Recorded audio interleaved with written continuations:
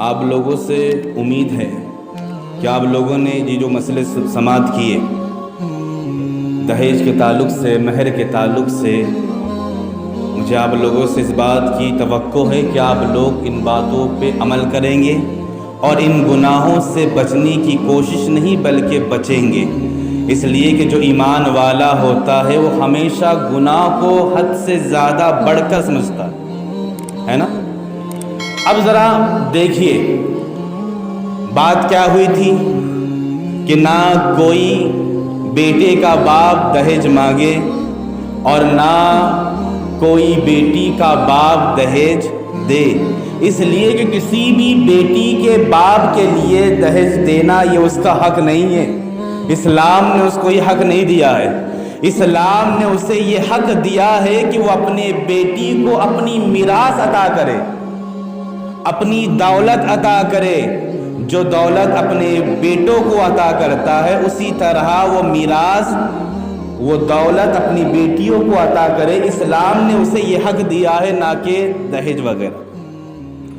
اور آپ جانتے کہ میرے پیارے آقا صلی اللہ تعالی علیہ وسلم نے 1400 سال پہلے فتح مکہ کے وقت اپنے صحابہ کرام سے فرمایا تھا کہ اے میرے پیارے صحابہ، مجھے اب تم سے کوئی خوف یا کوئی ڈر نہیں اس بات میں کہ شیطان تمہیں پھر سے بت پرستی کی طرف، مورتی پوجا کی طرف لے جا سکتا نہیں۔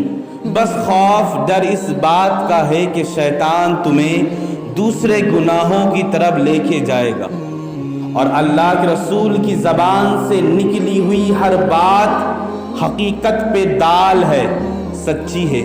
تبھی تو میرے پیارے اعلیٰ حضرت فرماتے ہیں کہ سارے اچھوں میں اچھا سمجھیے جسے، ہے اس اچھے سے اچھا ہمارا نبی، سارے پیاروں میں پیارا سمجھیے جسے، ہے اس پیارے سے پیارا ہمارا نبی، اور سارے سچوں میں سچا سمجھیے جسے، ہے اس سچے سے سچا ہمارا نبی۔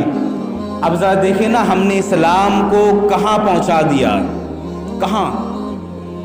ہمارے یہاں شادی ہوتی ہے، تمام لوگ موجود ہیں، بچے نادان ہیں، اتنی عقل وہ رکھتے نہیں ہیں، اور وہ اپنی ناقلی میں کچھ گناہ والے کام اس نکاح کے وقت میں کرتے۔ مثلا یہ جو جوتا چرائی کا جو رسم ہے، جس میں دولہے کے جوتے کو چرایا جاتا ہے، لڑکی والے موجود ہیں، لڑکی والے موجود ہیں، تمام لوگ موجود ہیں، اور یہ بچے چرا کر دولہے کے سامنے حاضر ہوتے ہیں، پیسہ وغیرہ لے کے سارا معاملہ نپٹا دیتے ہیں۔ اب یہ ہے کیا؟ اسلام نے تو اس بات کی اجازت دی نہیں نا، اور یہ کوئی حدیث نہیں ہے، بلکہ اللہ نے فرمایا ہے، قرآن پاک میں موجود ہے۔ میرا رب فرماتا ہے قرآن پاک میں کہ جو بندہ چوری کرے تو اس کی سزا یہ ہے کہ اس کے ہاتھ کاٹ دو، لیکن تمہارے آنکھوں کے سامنے کھلی آنکھوں سے تم دیکھ رہے ہو کہ تمہارے وہ بچے جو بڑے ہو کر تمہارے دین کے لیے کچھ کرنے والے تھے، تمہاری دین کی بنیاد بننے والے تھے، تمہاری سماج کو کامیابوں کی بلندیوں تک پہنچانے والے تھے، آج وہ یہ کام کر رہے ہیں۔ مسلمان کہتے ہیں کہ پتہ نہیں کیوں اللہ کی رحمت ہم سے روٹی ہوئی ہے، پتہ نہیں کیوں اللہ کی رحمت ہم سے چھوٹ گئی ہے، اللہ کی رحمت ہمیں بھول گئی ہے۔ ذرا دیکھو نا، آج خانہ کعبہ خطرے میں ہے لیکن اللہ کی رحمت نہیں آتی، آج بیت المقدس خطرے میں ہے لیکن اللہ کی رحمت نہیں آتی، آج مسلمان کی آبرو عزت خطرے میں ہے لیکن اللہ کی رحمت نہیں آتی، آج مسلمان کا معاش خطرے میں ہے لیکن اللہ کی رحمت نہیں آتی، آج مسلمان کی کاروبار خطرے میں ہے لیکن اللہ کی رحمت نہیں آتی، آج مسلمان کی بیٹیوں کی عزت و آبرو خطرے میں ہے لیکن اللہ کی رحمت نہیں آتی، آج مسلمانوں کی جان خطرے میں ہے لیکن اللہ کی رحمت نہیں آتی۔ ارے اللہ کی رحمت کے انتظار کرنے والوں، اپنی نگاہوں کو اٹھا کر آسمان کی طرف تاکنے والوں، کیا تمہیں نہیں معلوم کہ اللہ نے فرما دیا ہے کہ جو بندہ زنا کرے، جو بندہ چوری کرے، جو بندہ سود کھائے، جو بندہ شراب پیے، جو بندہ سودی کاروبار کرے، جو بندہ شراب بیچے، شراب پیے، تو اللہ فرماتا ہے کہ میری رحمت ان لوگوں سے ہزاروں کوسوں دور ہے۔ وہ قوم کبھی بھی میری رحمت کی مستحق ہو نہیں سکتی جو قوم یہ ساری چیزیں، یہ ساری برائیاں اپنے اندر رکھتی ہو، جو اللہ کی شریعت کو پامال کرتی ہو۔ ذرا دیکھو نا، آج خدا کا گھر بھی حفاظت میں نہیں ہے۔ تم مسجدوں میں جا کے دیکھو، لوگ مسجد میں گلاس کو بھی زنجیروں سے باندھ کے رکھتے ہیں، مسجد کے پیٹی کو بھی تالا لگا کے رکھتے ہیں کہ کوئی خدا کا بندہ آ کے چرا نہ لے۔ آج بتاؤ، مسلمان کی یہ حالت ہو گئی ہے کہ خدا کا گھر بھی اس سے حفاظت میں نہیں۔ اب ذرا اس زمانے کو دیکھو، وہ کیا ہی پیارا زمانہ تھا۔ اگر راستے میں کسی بندے کو کوئی چیز گرا دکھ جائے، کوئی گری چیز دکھ جائے، تو بندہ اس چیز کو اٹھانے سے پہلے ہزاروں بار سوچتا تھا کہ مجھے رب کے سامنے حاضر ہونا ہے، مجھے رب کے روبرو ہونا ہے، مجھے رب کے سامنے اپنے گناہوں کو پیش کرنا ہے۔ وہ خدا کے خوف سے اس گری ہوئی چیز کو نہیں اٹھاتا تھا۔ اور اسلام میں جائز نہیں ہے کہ تم کسی گری ہوئی چیز کو اٹھاؤ، اس لیے کہ پتہ نہیں اس کا مالک کہیں ڈھونڈتے ڈھونڈتے پہنچ نہ جائے، اسے مل جائے گا۔ اب ذرا دیکھو نا ہمارا معاملہ کیا ہے۔ ہمارے یہاں جب ہماری مائیں نکلتی ہے راستوں میں اپنے بچوں کے ساتھ، جب ہماری گھر کی عورتیں نکلتی ہے، مائیں نکلتی ہے، تو معاملہ یہ ہوتا ہے کہ اگر راستے میں 1 روپیہ کا سکہ اگر گرا ہو، 1 روپیہ بھی اگر گرا ہو، تو ماں فوراً اشارے سے بچے سے کہتی ہے کہ بچہ اسے اٹھا لو، کسی کی نظروں میں نہ آئے، اسے اپنے اٹھا کے جیب میں رکھ لو۔ اب ذرا بتاؤ، اس 1 روپیے کے سکے کی کوئی اوقات، کوئی قیمت نہیں تھی، لیکن اس ماں نے اپنے بچے کے ہاتھ سے اٹھا کر اس کی قیمت بڑھا دی ہے۔ اب وہی بچہ جب بڑا ہوگا نا، تو وہی کام کرے گا جو اس کے ماں باپ نے سکھایا۔ اس پیسے کی کوئی قیمت تھی نہیں، لیکن تم نے جو اسے سکھایا ہے نا، اب وہ بچہ وہی کرے گا۔ اس لیے کہ میرے آقا فرماتے ہیں، یہ بچے جو ہوتے ہیں نا کورے کاغذ کی طرح ہوتے، ماں باپ جو چاہے لکھ دے بچہ وہی بنے گا۔ اگر چاہے تو اپنے بچے کی زندگی کو سنوار دے، چاہے تو اپنے بچے کی زندگی کو برباد کر دے۔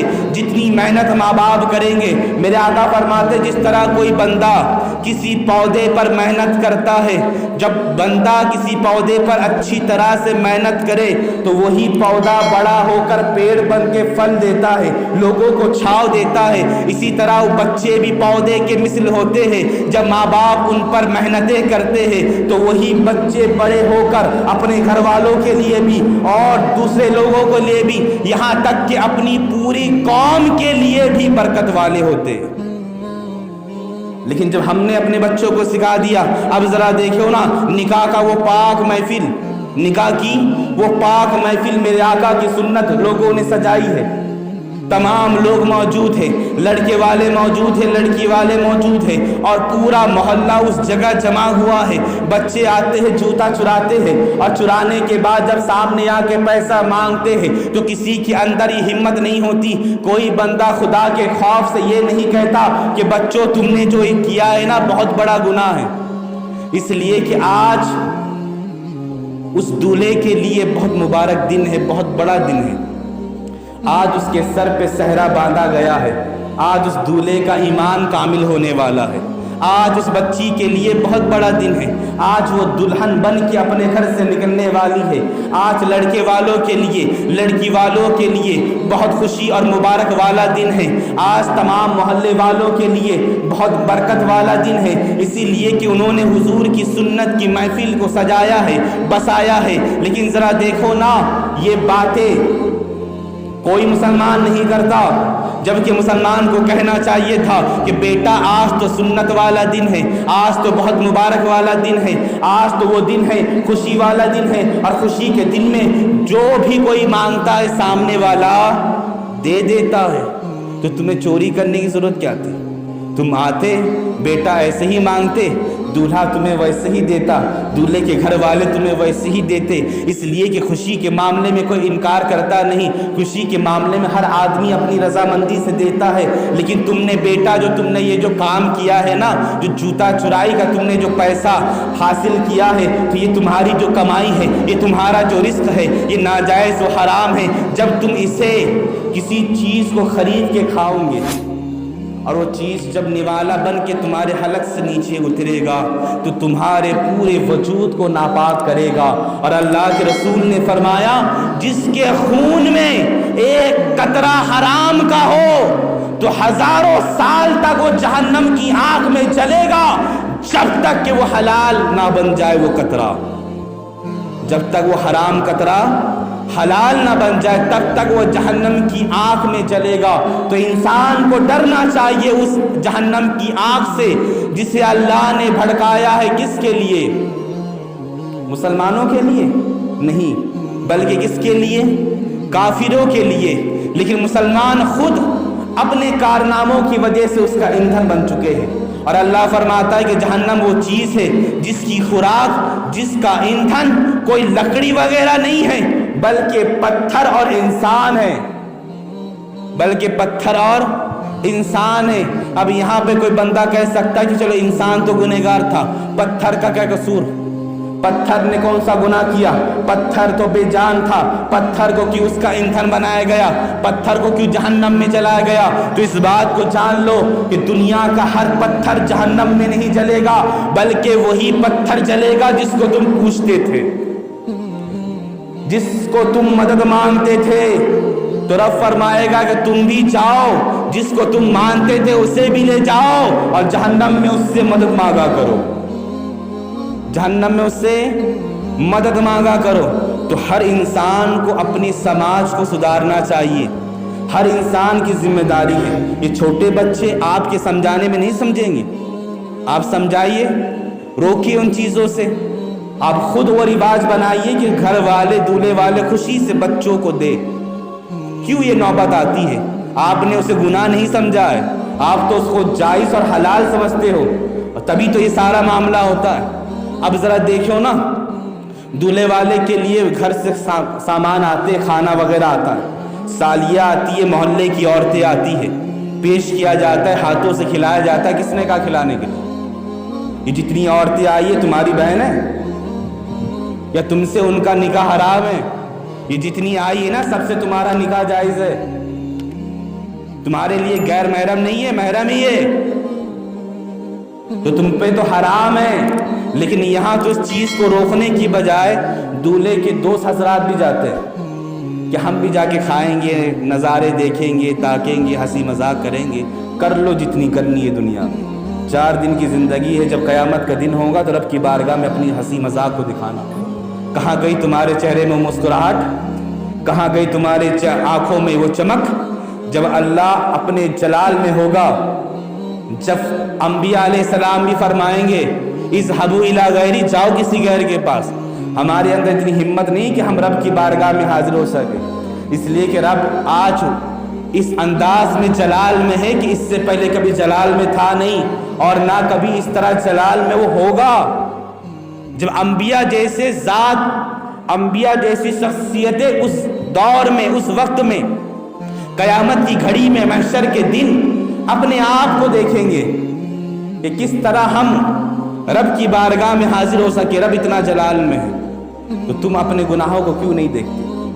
और मैं कहता हूँ मुसलमान के नौजवानों से भी कि नौजवानों, अपने आप को देखो, अपनी इज्जत को संभालो और अपने दीन को समझो कि तुम किस नबी के कलमा पढ़ने वाले हो। तुम उस नबी के कलमा पढ़ने वाले हो कि जिस नबी के गुलाम जब निकले थे ना, तो बगैर हथियार के पूरा ईसाइयों का किला फतह कर लिया उन लोगों ने, सिर्फ अपने नज़रों की पाकी को दिखाकर। और मुझे वो वाक़या भी याद है दिल्ली की जामा मस्जिद का, कि दिल्ली की जामा मस्जिद में जब एक अंग्रेज़ आया था ना घूमने के लिए, लोग तो आते विदेश, अमेरिका से, लंदन से, कई जगह से लोग हिंदुस्तान आते घूमने के लिए। ज़रा गौर से सुनिएगा, ईमान ताज़ा होगा। जब वो अंग्रेज़ आया ना जामा मस्जिद देखने के लिए, जब वो आया और जब जामा मस्जिद की सीढ़ियाँ चलने लगा تو اسے سیڑھی پر ایک فقیر ملا بیٹھا ہوا جو ہاتھ پاؤں سے معذور تھا، پاؤں بھی نہیں ہاتھ بھی نہیں، کمانے کا کوئی ذریعہ نہیں، اور اسلام میں بھیک مانگنا ناجائز و حرام ہے، لیکن اگر تمہارے پاس کوئی مجبوری ہو تو تم مانگ سکتے ہو۔ تو بندہ مجبور تھا، بیٹھا ہے مسجد کی چوکھٹ پہ۔ انگریز کو اس کی حالت پہ رحم آیا، کچھ پیسہ نکال کے بٹوے سے اس نے دیا۔ جب پیچھے بٹوا رکھنے لگا تو وہ بٹوا اس سے گر گیا اور اسے یہ محسوس ہوا کہ میں نے رکھ لیا ہے۔ لیکن جب وہ انگریز وہاں سے چلا گیا، اس فقیر کی نظر اس پہ پڑی۔ فقیر نے اس بٹوے کو اٹھایا، یہ سوچ کر کہ اگر میں نہیں اٹھاؤں گا تو کوئی اس کے ساتھ خیانت نہ کر لے، اس لیے کہ مہمان ہے، دوسرے ملک سے آیا ہے گھومنے کے لیے، کسی پریشانی میں مبتلا نہ ہو جائے۔ تو اس نے اپنا فرض سمجھ کے اسے رکھ لیا، روزانہ گھر پہ لے جاتا، روزانہ گھر سے لے کے آتا۔ کئی دن ہو گئے، لوگوں کو دیکھتا رہتا، لیکن کوئی بندہ نہیں ملا جو اس بٹوے کا مالک ہو۔ تو لوگوں کو دیکھتا رہا، کئی دن ہو گئے۔ ایک دن اسے وہی انگریز نظر آیا، اس نے اسے بلایا، فرمایا انگریز یہ تیرا بٹوا ہے جو تو نے گرا دیا تھا۔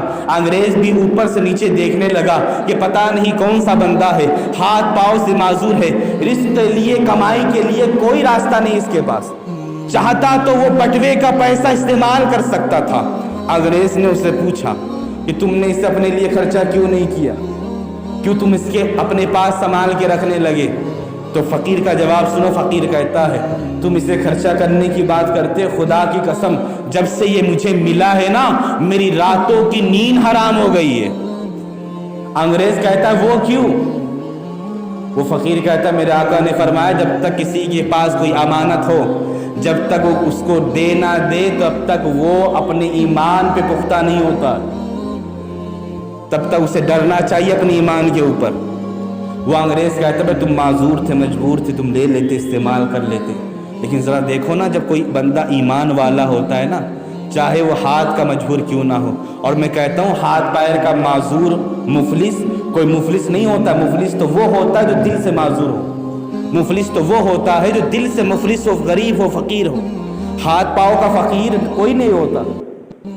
تو اس نے جواب دیا اپنے ایمان سے، فرمایا کہ جب تو نے گرایا تیری بات صحیح ہے، تو نے دیکھا نہیں، لیکن میرے رب نے دیکھا ہے، میرے رب نے دیکھا ہے اور میرے نبی نے دیکھا ہے۔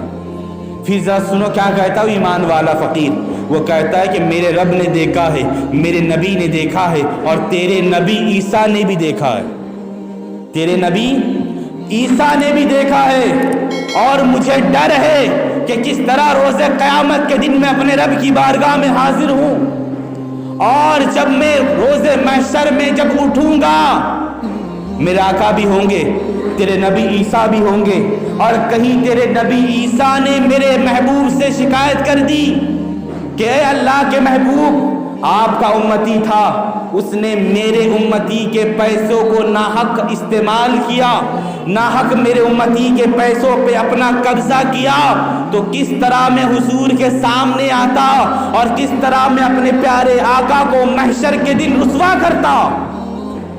اس لیے کہ میرے نبی تو تمام نبیوں کے سردار ہے، تمام نبیوں کے انبیاء ہے، انبیاءوں کے سردار ہے میرے آقا، تو کس طرح میں روز محشر میں تمام نبیوں کے سامنے، تمام امت کے سامنے اپنے پیارے آقا کو ان چند پیسوں کے خاطر شرمندہ کرتا؟ ارے میرا ایمان تو وہ ہے، اور میرا ایمان یہ کہتا ہے کہ میں اللہ کی رضا پہ راضی ہوں، اور اسی ایمان کے ساتھ میں اسی دنیا سے جاؤں گا، اور جب آخرت میں اٹھوں گا تو میرا رب کہے گا کہ اے بندے خدا تو دنیا میں میرے رضا پہ راضی تھا، اب میں تیری رضا پہ راضی ہوں۔ اس لیے کہ میرے آقا فرماتے ہیں کہ جو دنیا میں کم رزق پہ اللہ کی رضا پہ راضی ہو جائے، کسی بندے کو کم رزق ملتا ہو شکایت نہ کرتا ہو، اللہ کی رضا پہ وہ راضی ہو گیا، تو میرے پیارے آقا فرماتے روز قیامت کے دن جب اس کے نامہ اعمال تولے جائیں گے اور جب نیکیاں کم ہوں گی نا، گناہ زیادہ ہوں گے، تو رب فرمائے گا فرشتوں سے، فرشتوں جاؤ اسے جنت میں لے کے جاؤ۔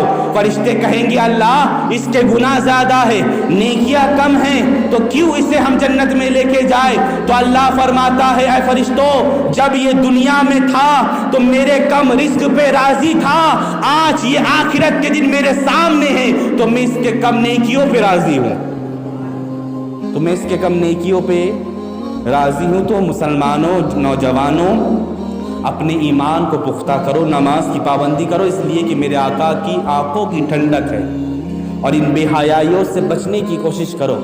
اور آپ کو بتا دوں ایک لاسٹ بات، جاتے جاتے آخری بات، اس لیے کہ کبھی کبھی میں اپنے والد صاحب کے پاس بیٹھتا ہوں نا تو مجھے نصیحتیں کرتے ہیں، اور اتنی حکمت والی نصیحتیں کرتے ہیں نا کہ انسان اگر ان باتوں کو سمجھ جائے تو اس کی زندگی کامیاب ہے۔ اور مجھے یاد ہے کہ جب میں دور طالب علم کے زمانے میں تھا، اور جب بھی میں آتا تھا نا، جب شب قدر کی رات ہو، شب برات کی رات ہو، شب معراج کی رات ہو، تو میرے والد گرامی گھر پہ الگ ہی مجلس جما لیتے، الگ ہی باتیں ہوتی دین کی، بس آخری بس سماعت کر لیں۔ لوگ ماں باپ کی عزت نہیں کرتے، اور ماں باپ جیسی نعمت کو سمجھتے بھی نہیں ہیں، خاص طور پر نوجوان۔ آج وہ زمانہ آیا ہے نا، میرے والد نے کچھ جملوں سے مجھے سمجھا دیا کہ آج کل کے بچوں کے حالات کیسے۔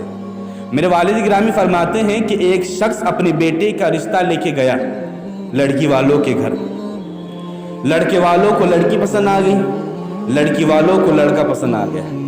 لڑکی کے باپ نے دھیمی آواز میں لڑکے والوں سے کہا کہ اب ذرا لین دین کا معاملہ طے کر لیتے، کتنا آپ کو دینا ہے۔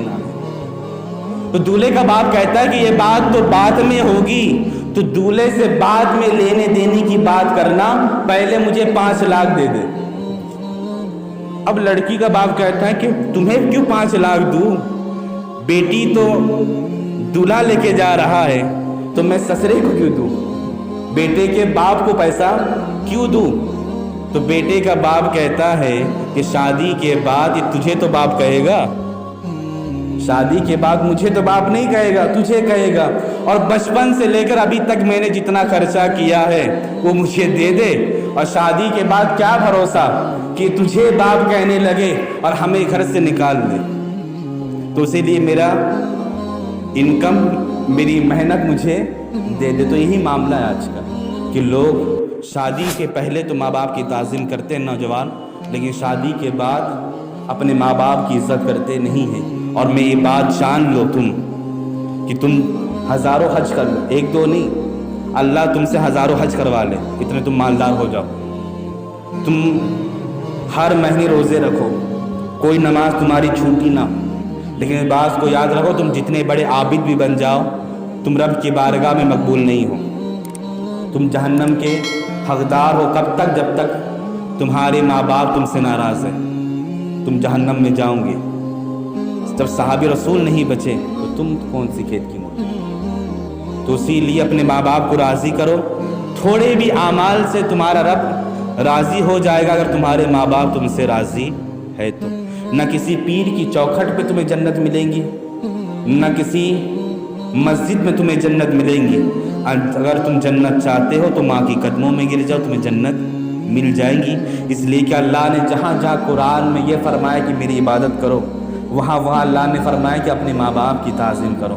تو رب کی بارگاہ میں دعا کہ اللہ تبارک تعالی ہمارے، ہم سب کے والدین کے، بالخصوص ہم سب کے مرحومین کے گناہ صغائر گناہ کبائر کو معاف فرما کر ہم سب کے مرحومین کے، ہم سب کے والدین کے درجات کو بلند عطا فرمائے، آمین ثم آمین۔